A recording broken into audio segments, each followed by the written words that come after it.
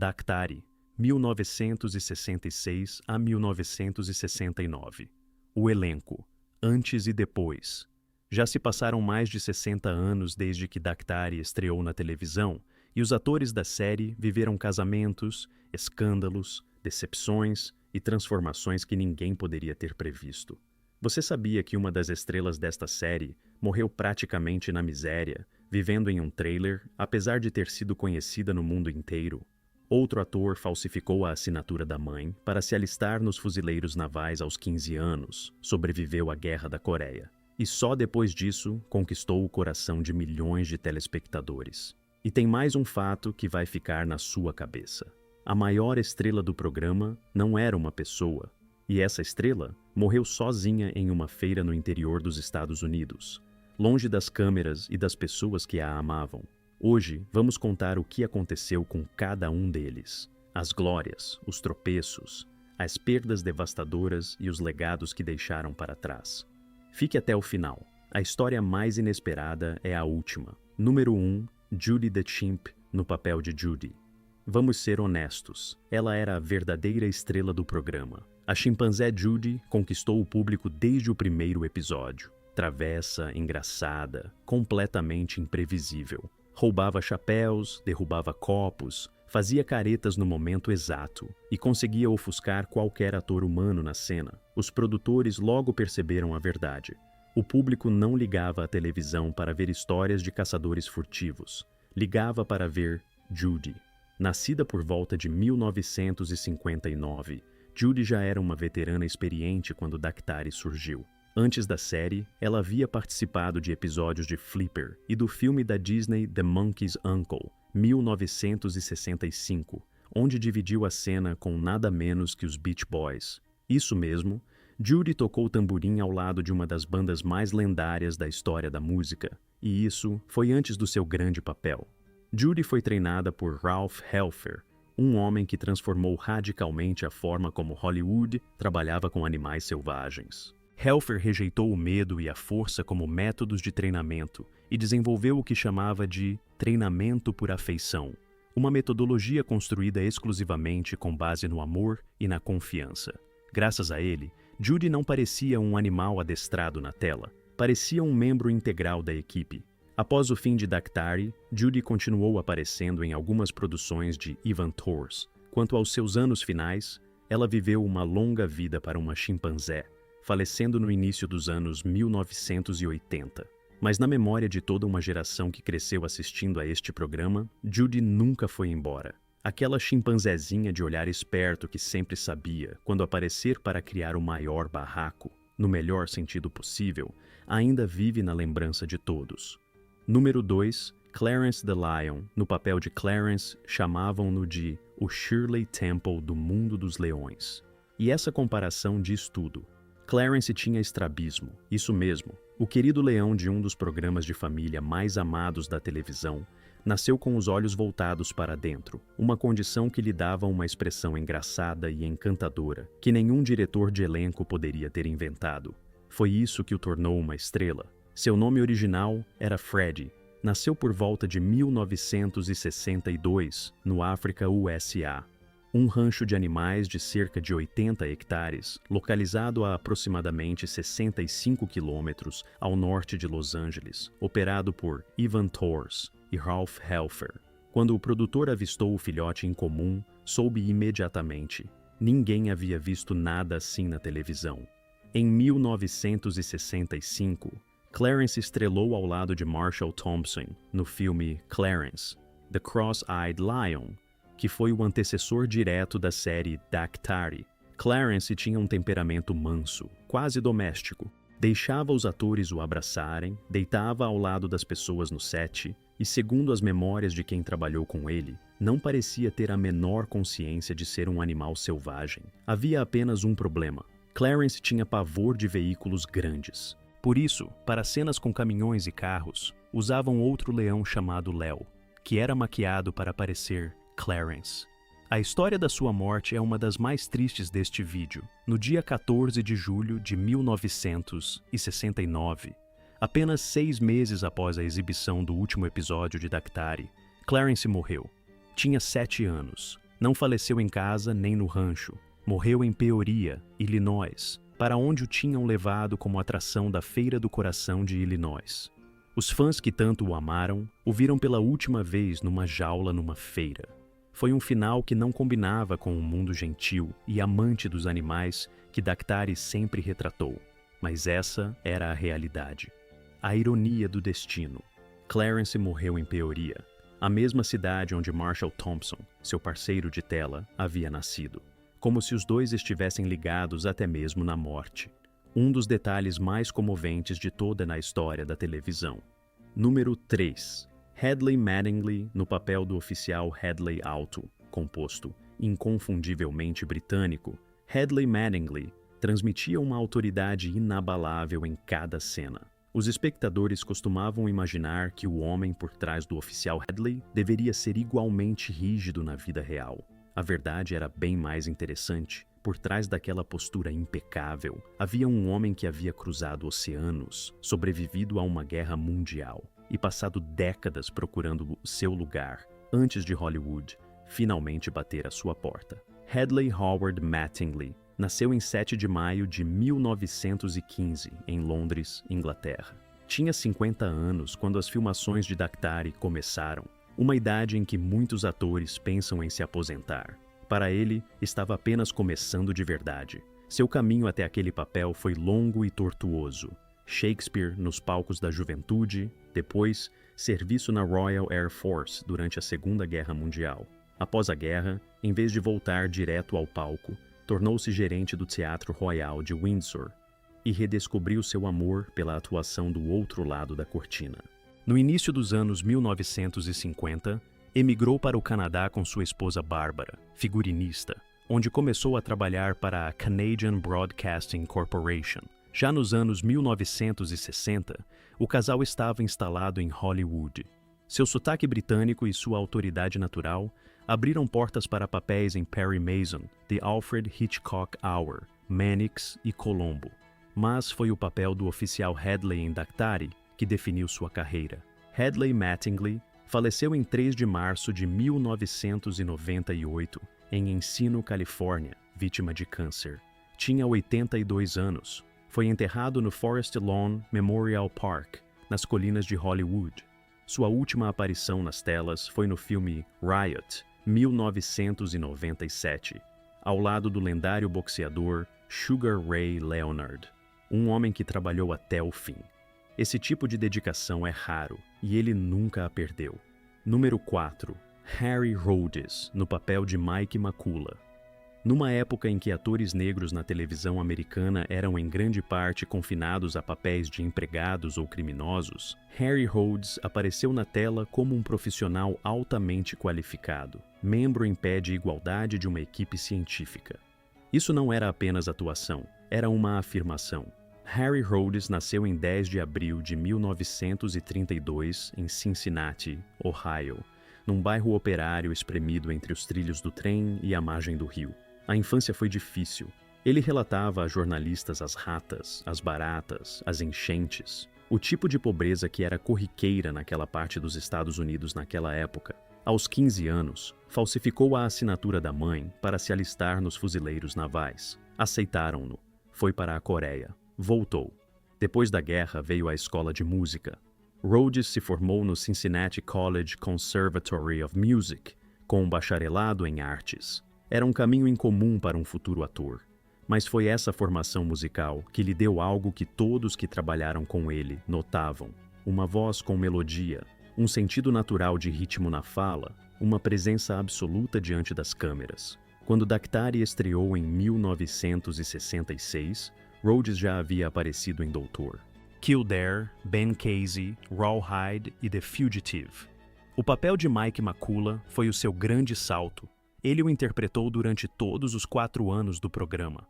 Depois, vieram papéis de destaque em A Conquista do Planeta dos Macacos, 1972, e na minissérie Raízes, 1977, a produção que literalmente paralisou o país diante da televisão. Também escreveu vários romances, entre eles The Chosen Few, sobre as experiências dos fuzileiros navais negros, Harry Rhodes faleceu de ataque cardíaco em 15 de janeiro de 1992 em Canoga Park, Califórnia. Tinha 59 anos, uma idade cedo demais para um talento de tal magnitude. Sai desta história da mesma forma que viveu, em silêncio, sem alarde, mas com uma dignidade impossível de ignorar.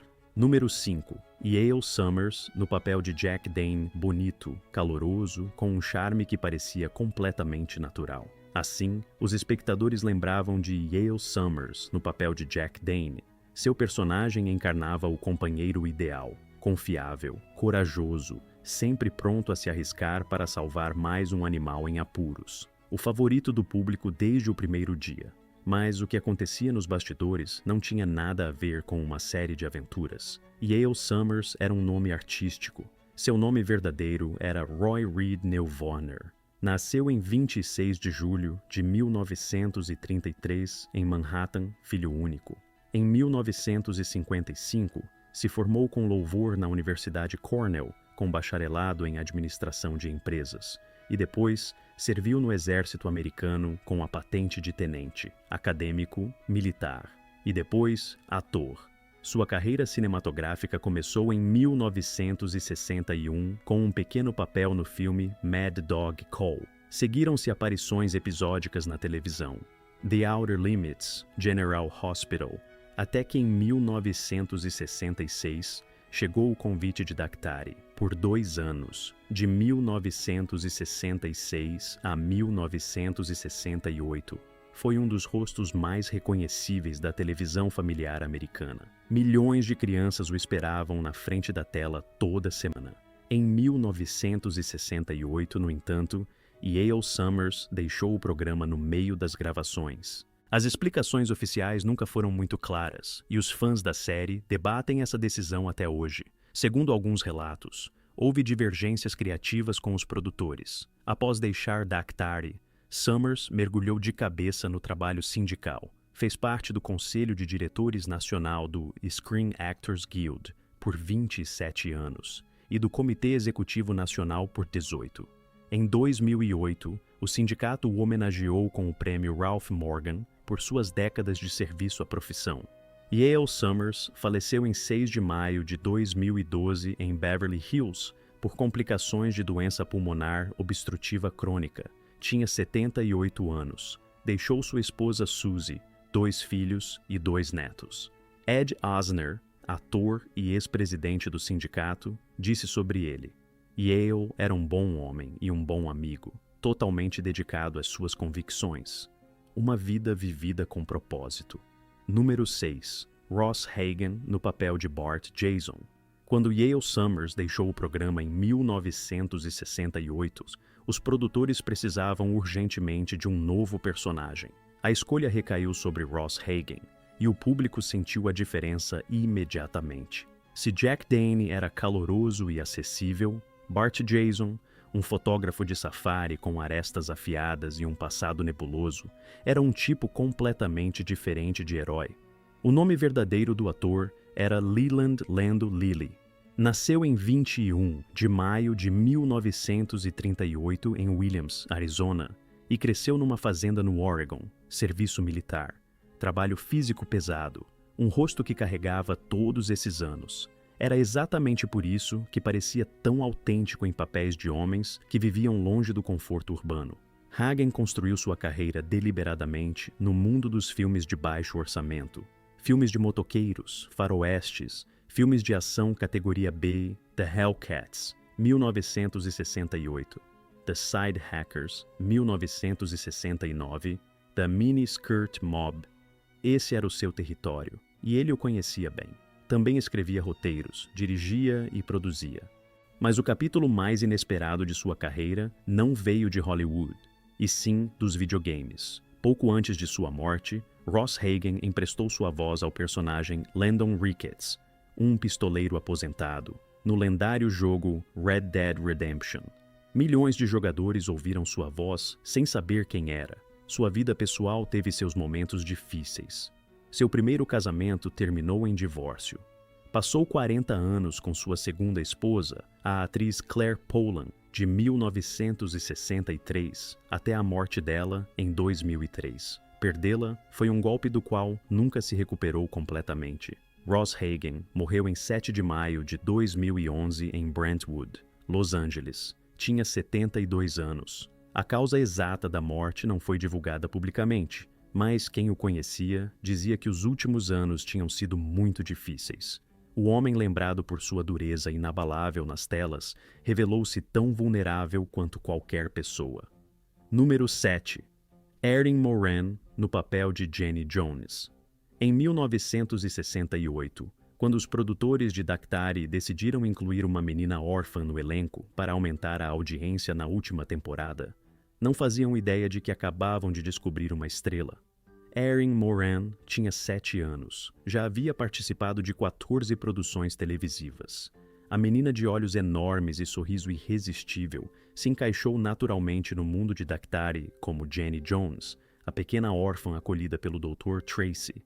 Erin Marie Moran nasceu em 18 de outubro de 1960 em Burbank, Califórnia.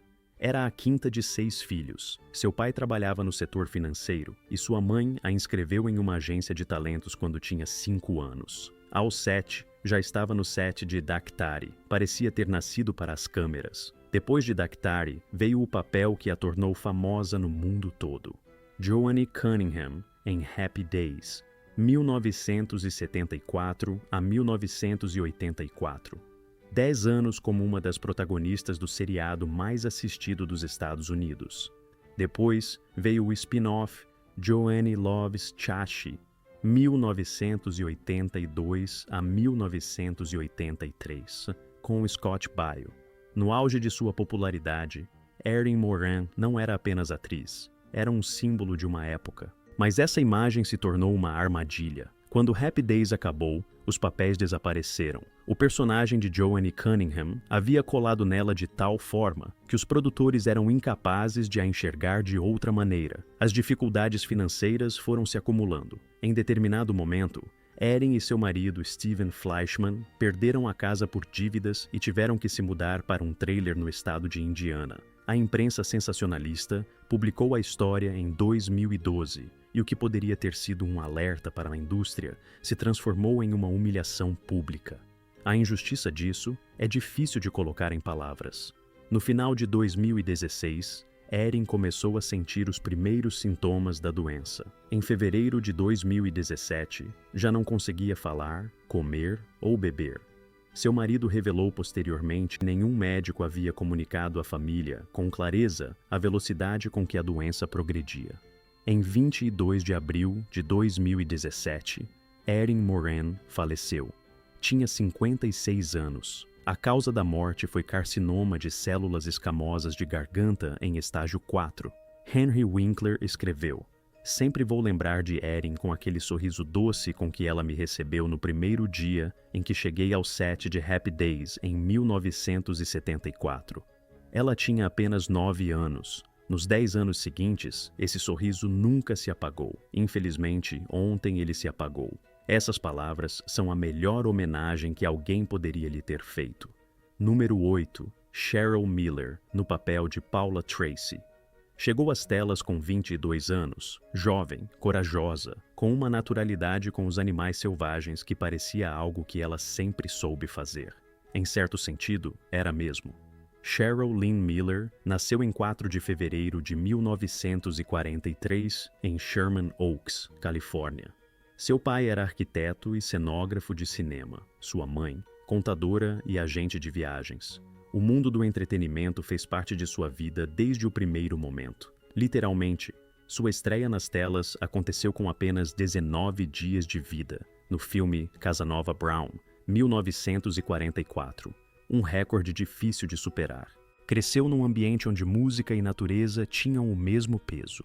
Estudou no Conservatório de Música de Los Angeles, trabalhou como modelo e apareceu em comerciais. Sua grande oportunidade chegou em 1965, primeiro através de Flipper, depois com o filme Clarence the Cross-Eyed Lion, que chamou a atenção de Ivan Tors, que imediatamente a escalou como protagonista feminina de sua nova série.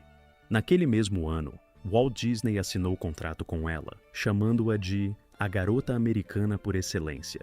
Em 1966, ela foi escolhida Miss Globo de Ouro e apresentou a cerimônia de premiação ao lado de Andy Williams.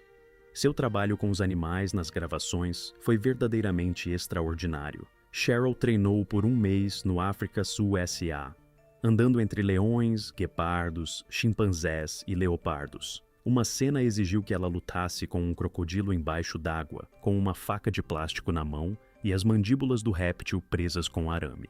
Ele me girou 3 vezes, não teve nada de engraçado, relembrou anos depois, e ela continuou filmando. Depois de Daktari, Cheryl participou de várias produções televisivas dos anos 1970, entre elas O Homem de $6 Milhões. Depois, a vida pessoal tomou conta. 3 casamentos e um filho, Eric Seiden Glans, nascido em 1980, que cresceu para se tornar artista conceitual e o mágico mais jovem a ser admitido na Academia de Artes Mágicas. Em 2026, Cheryl Miller, hoje com 83 anos, vive aposentada no Arizona. Continua ativa nas redes sociais, ainda ama os animais e tem muito orgulho do filho. Uma história que merece um sorriso. Número 9. Ralph Helfer, o adestrador por trás da magia.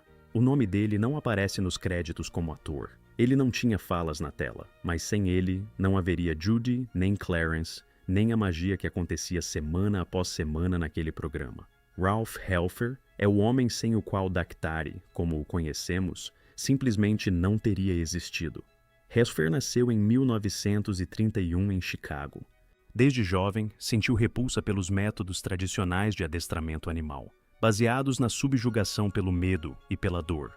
Desenvolveu seu próprio sistema, que chamou de treinamento por afeição, uma metodologia construída exclusivamente sobre o amor, a confiança e o reforço positivo. A indústria riu dele.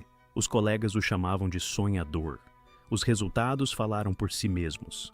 No África USA, o rancho que cofundou com Ivan Tors perto de Los Angeles, centenas de animais selvagens conviviam e trabalhavam com pessoas sem qualquer tipo de coerção.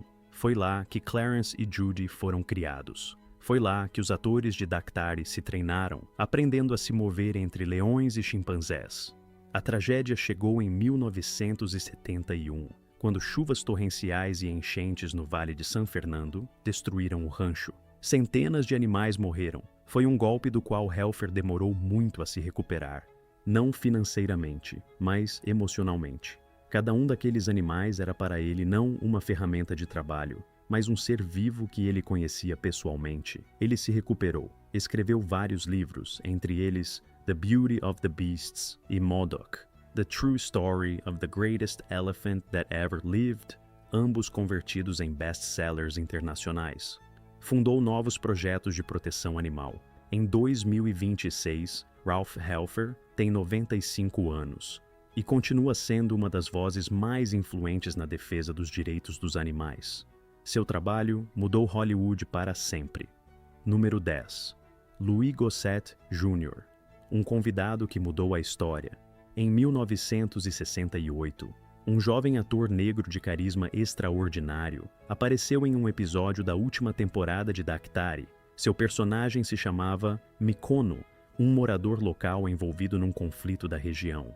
O papel era pequeno, o homem não era. Louis Gossett Jr. nasceu em 27 de maio de 1936 no Brooklyn, Nova York. Sua carreira profissional começou aos 17 anos. Sua estreia na Broadway em Take a Giant Step, 1953, foi apontada pela crítica como uma das melhores atuações da temporada.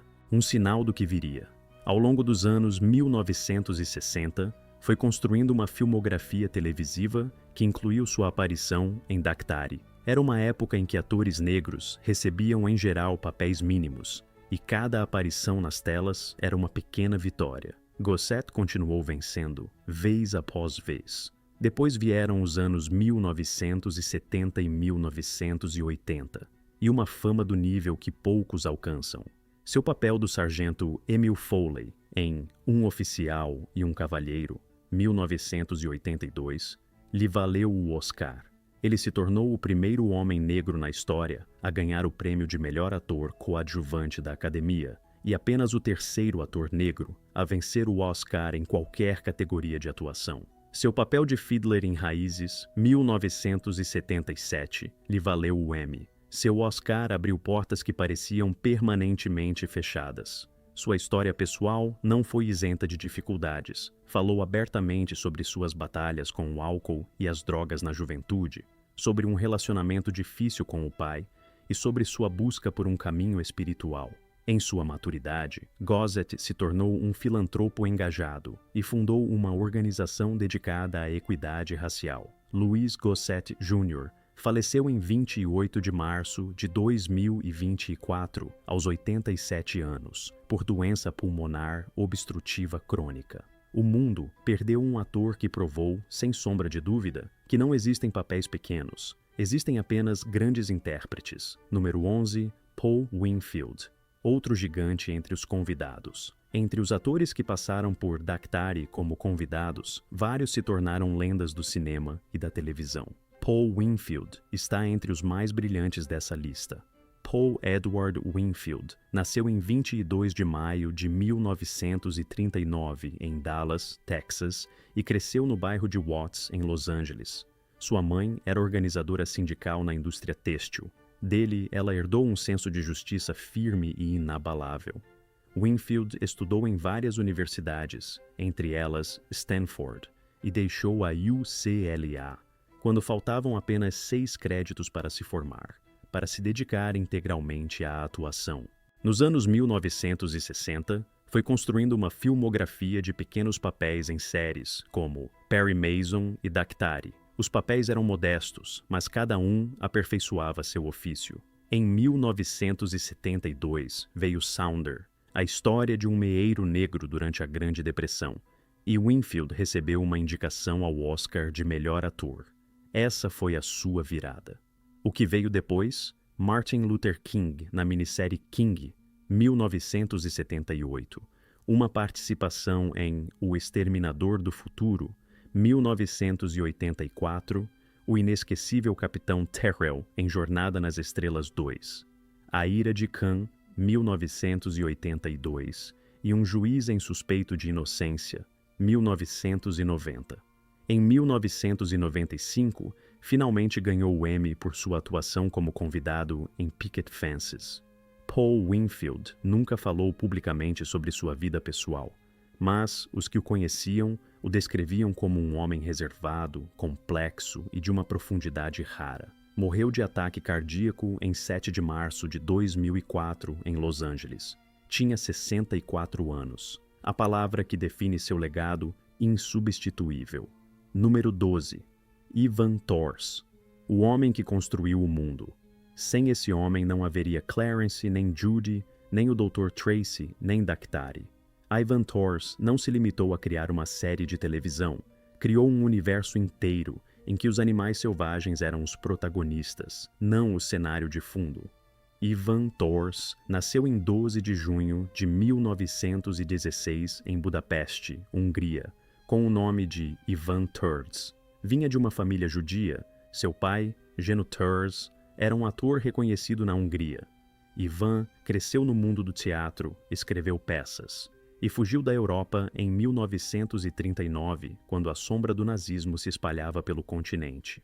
Chegou aos Estados Unidos de navio, estudou na Universidade Fordham e depois serviu no exército americano, no escritório de serviços estratégicos. Após a guerra, Tors se tornou produtor de cinema, primeiro no gênero de ficção científica, The Magnetic Monster, GOG, e depois migrou para as aventuras com animais e as produções subaquáticas. Flipper, 1963, foi o seu primeiro grande triunfo. Clarence the Cross-Eyed Lion, 1965, foi o antecessor direto de Daktari. Construiu um estúdio no norte de Miami, que se tornou um dos maiores do sul da Flórida, hoje conhecido como Greenwich Studios.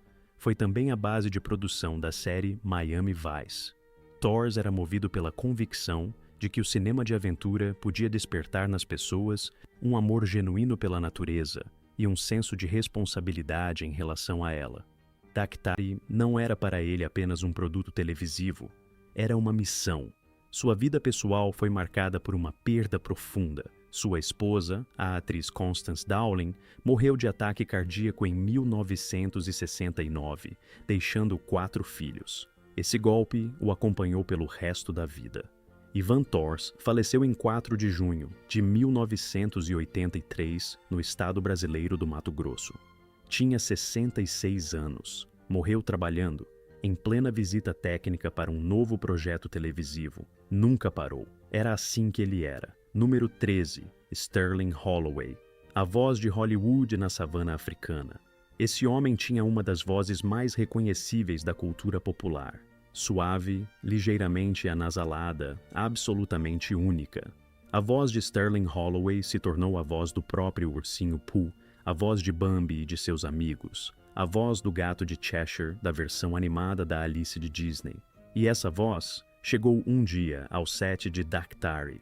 Sterling Price Holloway Jr. nasceu em 14 de janeiro de 1905 em Cedartown, Geórgia. Sua trajetória no mundo das artes começou na era do cinema mudo, os anos 1920, Nova York. Escola de arte dramática, teatro, pequenos papéis nos primeiros filmes sonoros. Já nos anos 1940, era um consolidado ator coadjuvante e um dos talentos vocais mais singulares de Hollywood. Sua parceria com a Disney se estendeu por várias décadas. Ele foi o próprio ursinho Pooh nos primeiros curtas animados do personagem da Disney, o gato de Cheshire em Alice no País das Maravilhas, 1951, e a voz adulta de Bambi e de Flower, o Gambá, 1942. E isso é apenas uma fração de sua contribuição ao mundo da animação da Disney. Sua aparição em Daktari foi pequena, mas memorável, como tudo que ele fazia. Interpretou seu episódio com a precisão profissional que distinguia os atores de sua geração, sem dominar a cena, mas sem se perder nela. A vida pessoal de Holloway foi mantida em grande parte longe dos holofotes. Nunca se casou. Anos após sua morte, historiadores do cinema levantaram questões sobre sua vida privada, mas o próprio ator nunca havia dado motivos para especulações. Simplesmente trabalhava. Sterling Holloway morreu em 22 de novembro de 1992 em Los Angeles por insuficiência cardíaca. Tinha 87 anos. Sua voz continua sendo ouvida em filmes de animação assistidos por crianças no mundo inteiro. Essa é a melhor forma de imortalidade. E por último, número 14, Marshall Thompson, no papel do Dr. Marsh Tracy. Ele era Daktari, não o personagem. Marshall Thompson, em pessoa. O homem de olhar gentil e voz tranquila que sabia olhar para um animal de um jeito que fazia os espectadores acreditarem, sem a menor dúvida, que aquele homem os amava de verdade, porque era verdade. James Marshall Thompson nasceu em 27 de novembro de 1925, em Peoria, Illinois. A mesma Peoria onde Clarence morreria décadas depois. A família se mudou para Los Angeles quando ele tinha 1 ano. Seu pai, Lawrence Thompson, construiu uma bem-sucedida clínica odontológica em Westwood. Sua mãe, Pauline, havia sido cantora de concerto. Marshall era filho único. No colégio, sentou ao lado de uma garota chamada Norma Jean Baker, a mesma jovem que o mundo conheceria como Marilyn Monroe. Um daqueles pequenos detalhes que fazem pensar no quanto o destino pode ser imprevisível. Thompson começou sua carreira cinematográfica em 1944, aos 18 anos, contratado pela Universal Pictures, graças ao seu aspecto jovem e sincero. Interpretava rapazes reflexivos, heróis silenciosos, personagens movidos pela consciência. Em 1949, casou-se com Barbara Long, irmã do ator Richard Long, e ficou com ela o resto da vida. Entre seus trabalhos mais notáveis estão o filme de guerra Battleground, 1949, e o clássico culto de ficção científica It, The Terror from Beyond Space, 1958. Mas a fama mais ampla chegou apenas em 1966, quando com 40 anos subiu naquele jipe como o Dr. Tracy e foi ao encontro de seu destino. Quando as gravações de Daktari começaram em 1966, Marshall Thompson tinha 40 anos. Não era uma jovem estrela. Era um ator maduro que finalmente havia encontrado o papel que parecia escrito especialmente para ele. O Dr. Tracy, sábio, sereno, apaixonado, um veterinário que arrisca a vida para defender os animais dos caçadores furtivos e da ganância, era o reflexo do próprio Thompson. Seus colegas sempre disseram: o que você via na tela não era atuação, era ele mesmo. 4 anos, 89 episódios. E milhões de crianças ao redor do mundo que, graças a este programa, pensaram pela primeira vez que os animais selvagens mereciam proteção. Esse legado não tem preço. Após o fim de Daktari, Thompson continuou trabalhando. Apareceu em The Formula, 1980, e em vários documentários sobre a vida selvagem. Era fotógrafo apaixonado, amante de cavalos e violonista nas horas vagas. Sua vida fora das câmeras era tão rica quanto a que tinha diante delas. Nos últimos anos, Marshall Thompson viveu tranquilamente, longe dos holofotes. Em 18 de maio de 1992, faleceu de insuficiência cardíaca congestiva em Royal Oak, Michigan. Tinha 66 anos. Deixou sua esposa Barbara, a filha Janet e um neto. Foi enterrado no Westwood Village Memorial Park, em Los Angeles, onde repousam muitas das grandes lendas de Hollywood. O Dr. Tracy se foi, mas Daktari, a série que ele tornou possível, vive na memória de todos que a assistiram ao menos uma vez.